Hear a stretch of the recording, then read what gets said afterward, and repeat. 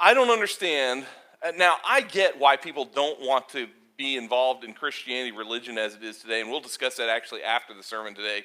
I have some sad things to say after that, but I'm just going to say this. I don't understand why anyone wouldn't want the Bible, Christianity, Jesus Christ, his life, to be considered to be true.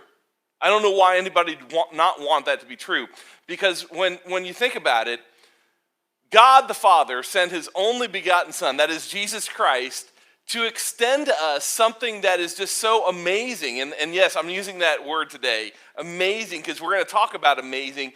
And what we realize in this is the one thing that is amazing is God's grace. And we said this, first of all, grace is undeserved, unearned, and unearnable favor. And that's the simple definition. And in the context of grace, as we've talked about it in the last couple of weeks, we understand that grace is always in terms of a relationship.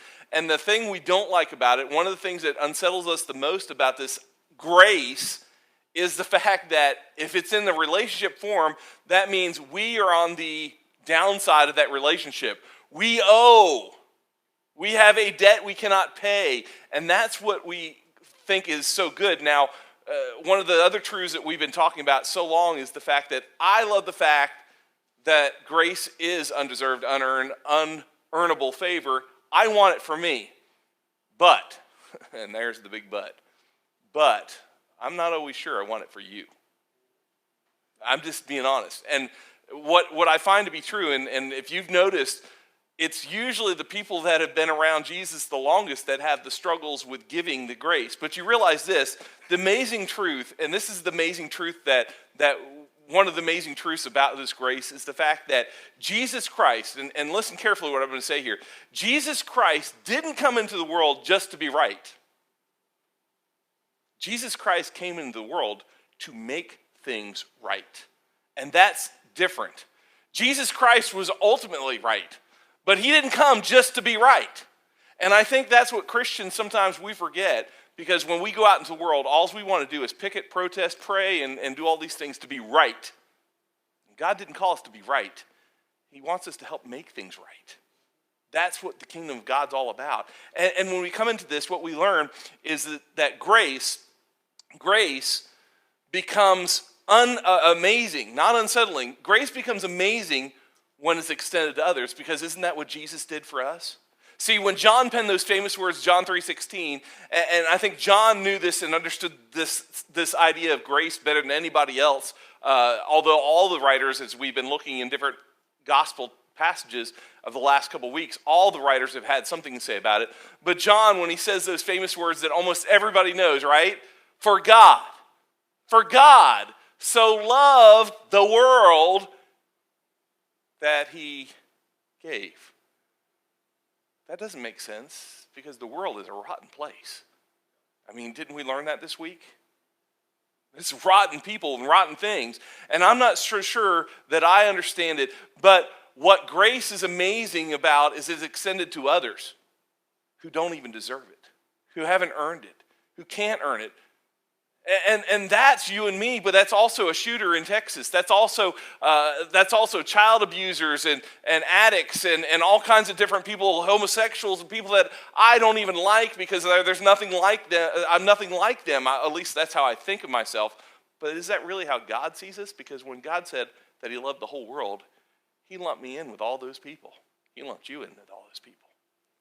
And yes, grace is so good. Grace is so amazing when it shows up in the context of a relationship. That's what is great about Jesus Christ. Because what we learned in week 1 is that everybody up to this period where Jesus Christ comes, they viewed God as that God of thunder and lightning, the God of Shekinah glory, the God who says, thou shalt not kill, thou shalt, and he gives you this long list of covenants and rules, and you got to keep up with them, or you're going to get stoned, or you're going to end up dead, and he scares everybody. And he makes Christianity think, am I really going to be able to do this thing? To which we answered, no, you can't, because he knew that. And that's why he sent his only begotten Son. Because he knew that it had to be in the form of a relationship that grace would be understood. Because God is love, and that God of love only is displayed through Jesus Christ. And that's what John wrote about in his letter, his first letter, where he says that God is love in 1 John 4:7. right? 1 John 4, 7, and 8. That's what we know. But grace is most, here's the thing though, grace. Because there's two types of grace. There's God's grace and the grace that we use in our lives. And they can both be similar in some aspects. Ours is always going to be less than God's. But here's what we know. Grace is most amazing when it shows up in the context of a relationship. It really is. Because if it's not in the context of a relationship, then grace is just a word we throw around in church, religion, a word people write on different things, but they don't really mean it. Because if it's not in the context of a relationship, what does it really mean? Think about it. Grace is only amazing when it shows up, and it truly is amazing when it shows up in the context of a relationship. And here's the other great thing about grace. You're most amazing. You, me. And I don't want to throw this around just too easily, too lightly. But you and I are most amazing when we do what God called us to do. Because when God sent his only begotten Son to extend grace, then what he wanted us to do is take that grace and extend it too.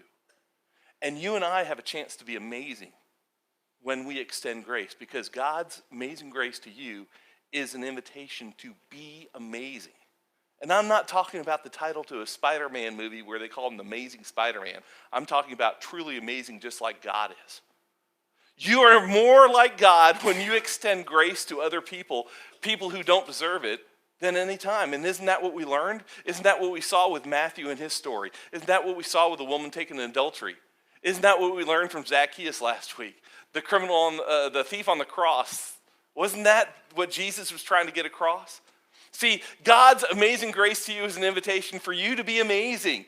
And yet, we walk out unchanged and unsettled because that amazing grace doesn't really fit us. Even though we sing about it, talk about it, we just don't live it. And that's the rub. It really is. See, to extend grace to other people is our greatest opportunity to become amazing. But there's a rub. There is that friction, that tension, you could say. And here's the tension in case you, and some of us, we don't like this tension, so we just pretend like it doesn't exist. But here's the tension about this amazing grace. Extending grace to other people is not easy. Extending grace to other people isn't easy. Come on, you know it. Extending grace to other people, and there might not be just everybody, because there are people we like, and it's easy to extend grace to people. But there are some people, it's just hard, right? Maybe you've got somebody you work with. Maybe there's a family member you don't like. I hate to be around them because they are not worthy of my grace. Maybe it's your boss maybe you got a new boss just recently. An old boss was good and this guy is a jerk. And we go, no way. No way. Maybe it's somebody who's rude to you. Maybe there's a cashier at Walmart that you run into all the time. You know what I'm talking about. And you're like, oh, avoid that line.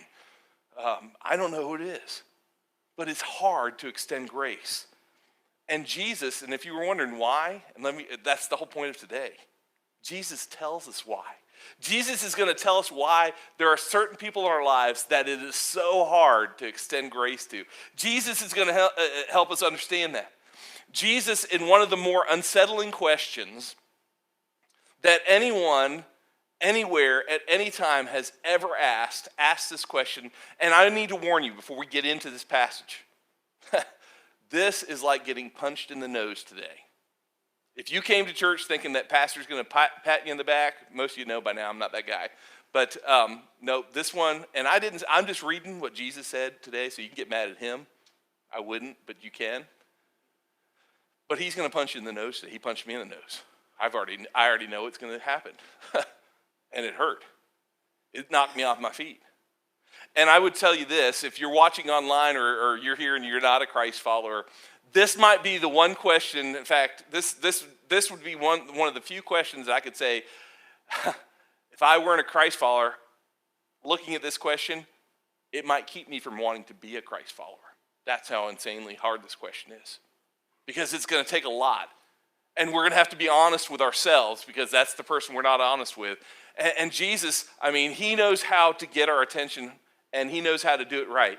And so if you're not a Christ follower, you're off the hook. But for most of us sitting in this room, most of us watching, most of us say, hey, you know what? I am a Christ follower, and you have to answer this question.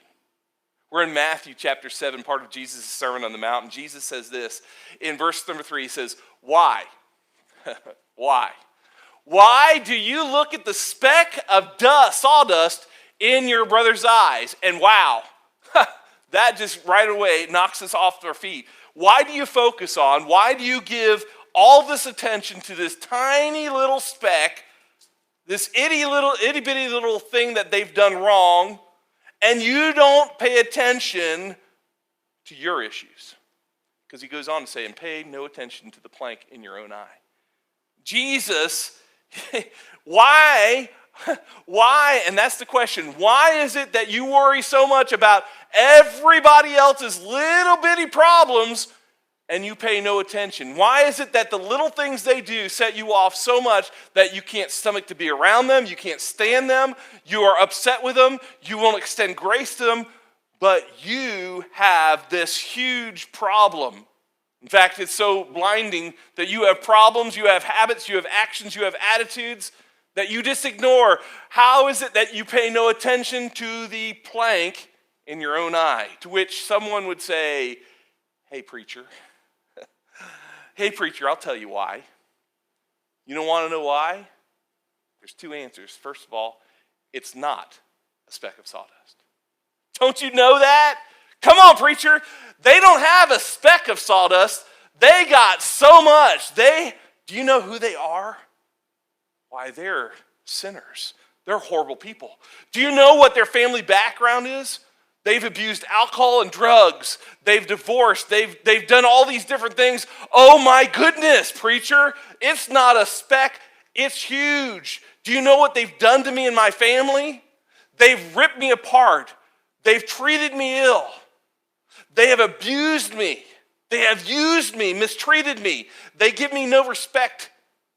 They say things they shouldn't say. It's not a speck.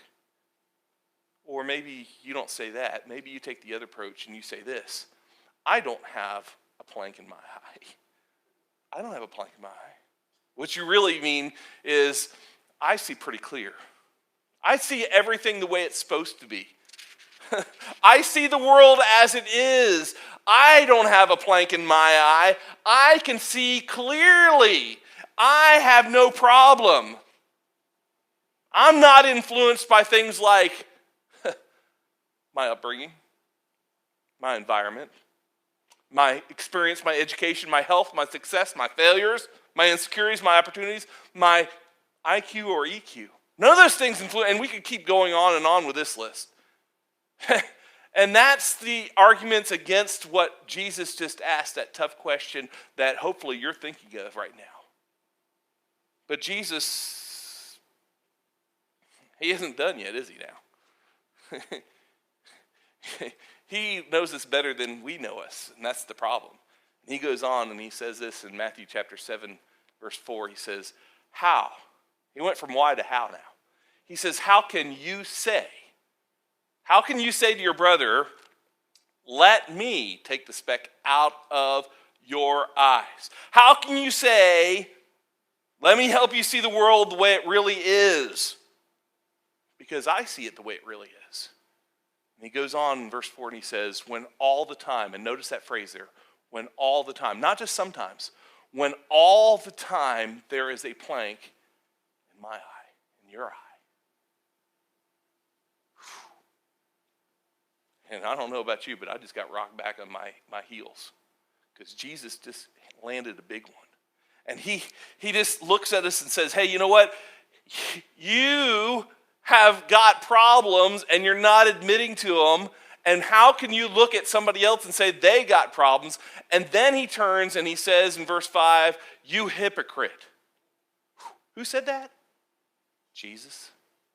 And he looked at by the way, he's speaking to his disciples, his followers, and he says, hey, hypocrite, hey, sinner, hey, backslider, hey, Mr. and Mrs. Do it over and over and over again and ask for forgiveness over and over again.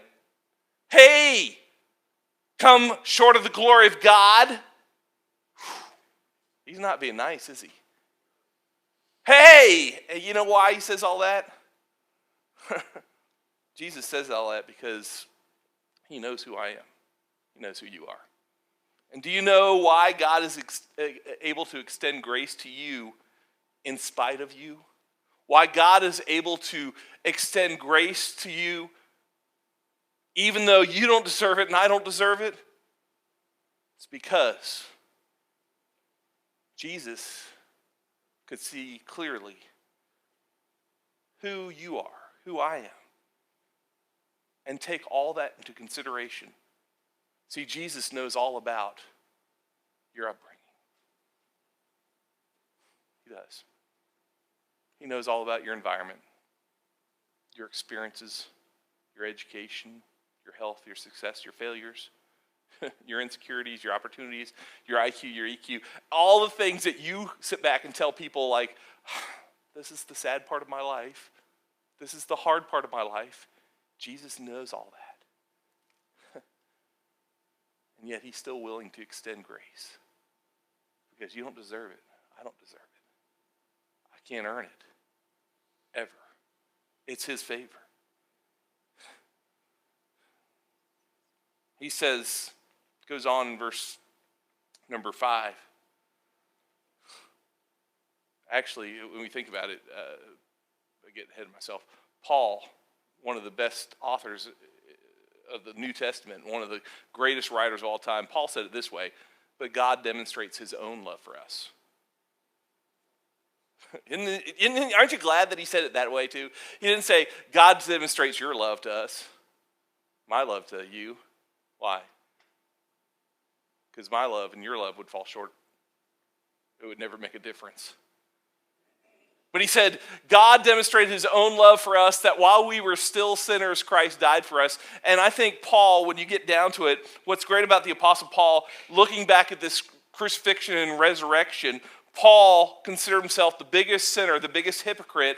Paul understood grace in a way that I'm not sure you do, and I'm not sure that I do. Paul understood grace in a way that was so much more refreshing.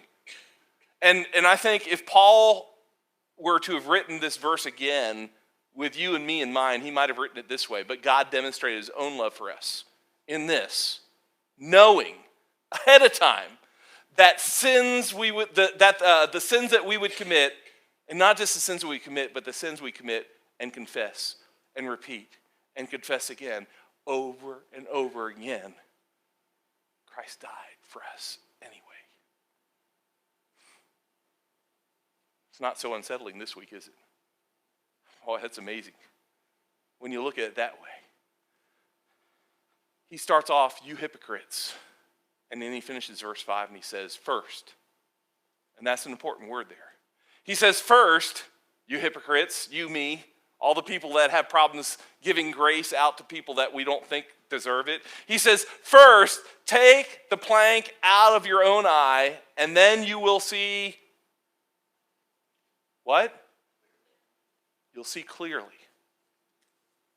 Because the problem in the last verse, in verse 4, was that you can't see clearly. All the time you can't see clearly. There's never a time you can see clearly. And now he moves on and says, if you take the plank out of your own eye, then you will see clearly to remove the speck from your brother's eyes. And what he's trying to help us understand, that we have a problem. We often try to help other people when we don't try and help ourselves first. We don't take care of what needs to be taken care of. What he's saying here, and by the way, when he says this, he's taking into account our whole life, your whole life, everything, past, present, and future. And he's looking at everything you have done, will do, and may do, and he's saying, hey, you know what? I want to help you with your life before I help you with somebody else's life. You know? First, before you figure out how to extend grace to someone else, that's what he's saying there when he says, first take the plank out of your own eye. First, before you try and figure out how to help Seagrove, before Maple Springs tries to figure out how to help Randolph County in North Carolina and the United States of America, Before you start thinking about those things, what do you need to do? Go to the poll and vote for a religious politician? Is that what it says there? Nope. Be a Democrat or be a Republican. Nope. He says if you want to change things, if you want your brother who's got some issues in his life to get some help, first, in order to see clearly, to get past it, you're going to have to take the plank out of your eye. You're going to have to figure that out. You're going to have to remember how to extend grace. Because what we know this, and this is what you need to get the truth here, planks get in the way of grace. That's what Jesus is saying right there. So that's as simple as planks get in the way of grace. He didn't say, man, we got a sawdust problem. No, he said the planks are going bad in his disciples. Planks get in the way of grace, don't they? They do. You want to know why the church is empty? Planks get in the way of grace. Do you want to know why we haven't baptized people? Planks get in the way of grace. And Jesus said, hey, I came to give you grace so that you can give out that same grace. And people who were nothing like Jesus, really like Jesus, right? So why is it they don't like us? Because planks get in the way of grace. See, here's what we have to understand. What we have to understand is the more aware I am of what God has yet to do in me, and this is the golden truth, it really is. The more aware I am of what God has to do in me, the more I look into God's word, the mirror of God's word, and I look at it, and I see the things that are wrong with me, and I hold my life up to Jesus' life, and I realize how short I have come compared to him. The more aware of who God sees me to be, the more aware of what God has to do in me, the less aware I am of what he has to do in you. And now we're back to unsettling grace again. Because that's not easy. See, when we get to that point in our lives, Jesus is wanting to help us see clearly. And we don't. The church in the 21st century has lost sight of what it's supposed to be looking for. We've gotten political. We love to protest things, take stands on things. I just don't see, do you really see, when you see people out protesting abortion clinics, prayer walking abortion clinics, or whatever they call it these days, do you really think Jesus would be doing that? Not sure he would. I think he'd be finding those girls who need help, putting his arms around them and loving them and helping them and extending grace. See, the picture of Jesus is this guy who's sitting on a cross with his hands and arms nailed to it, not because he deserved it, but because we deserved it. It's the exact opposite. It's the exact opposite of the way it should have been. And when we get down to this whole idea about this grace, it becomes very unsettling to us because we often don't like to extend that. See, grace came to earth to dwell with us in spite of us. Think about that one. Grace came to earth to dwell with us, is what John tells us in John 1:14, but to dwell with us in spite of us. And now, what Jesus would tell us as Christ followers, now what he's saying in Matthew chapter 7 is, you know what? Do what I told you to do. Do what you're supposed to do. See, God was more brokenhearted over our sin than he was put off by it. Have you thought about that? And I thank God that's the amazing side of grace. Because Jesus didn't take sides. Jesus came alongside. Isn't that what he did to Matthew? Matthew, a tax collector that nobody wanted to talk to. The Pharisee said, I wouldn't hang out with those guys. And Jesus says, I know they're sinners. You know what he knows about you and me? He knows we're sinners. And Jesus didn't come to take sides when that woman who was caught in the very act of adultery, the very act of it, It wasn't hearsay. It wasn't maybe she did this or not. We need to have a trial. No, she was found guilty, and Jesus says, woman, I don't condemn you either. Go and sin no more. Grace and truth, right? He came alongside. He came alongside Zacchaeus. He said, Zacchaeus, don't go hiding up in a tree. Come down, because I don't take sides here like the crowd is who wants to have you put out. I came to walk alongside, so I'm going to your house today. That's what he was saying. And certainly, it was pretty easy to see. When the two thieves are arguing amongst themselves because they had done the crimes that they were there for, and Jesus hadn't, Jesus could have easily said, you know what? You guys are wrong. Even when they were saying things they shouldn't have said about Jesus, and Jesus didn't come to take sides, he came alongside. And so it was no big deal for him to respond and say, today you're going to be with me in paradise. Today. And that's what's great about this amazing grace, because I want it for me, but remember the question. Why is it I can't see clear enough to help someone else? Why is there always someone else? See, when we look at this, the truth is there's something so attractive about grace and the people who exhibit grace. And that's why the crowds followed Jesus all the time. Yeah, he did the miracles, but he was so full of grace and full of truth. And that's what John told us. John told us once again in John 1:14, that may be one of the biggest statements in all of the Bible, that Jesus came and dwelt among us and he was full of grace and truth.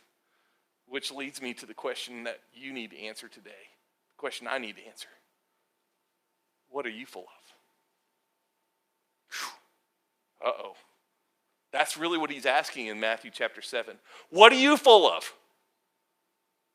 Because when you get cut off in line, when you have a bad day, when things aren't going your way and everything makes you angry, what are you full of?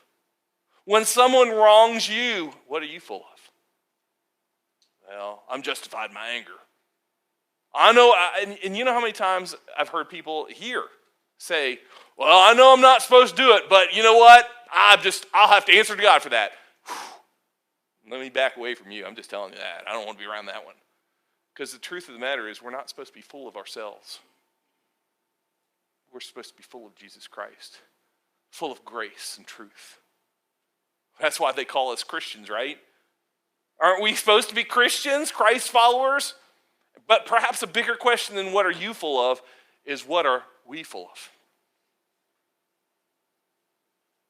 We, the church, that is.